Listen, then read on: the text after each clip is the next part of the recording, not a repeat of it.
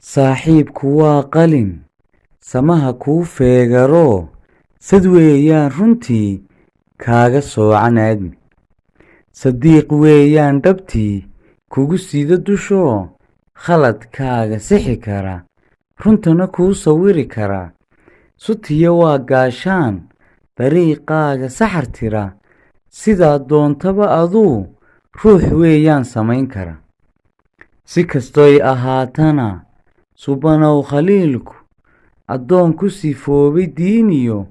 muslim saafiya weeye birmageyda soociyo gubla saanyada weeye milgihiiyo sadarka fiican saabir weeyaan dhabti si kastoodu eegtaba meel laga saluugiyo ma laha sanifaadoo saldhiggiisu waa sharaf qofka kuu sifeeyey laabta kuna sugay xogtaada sirtaadana kuu khabeeyey kula soco siduu yahoo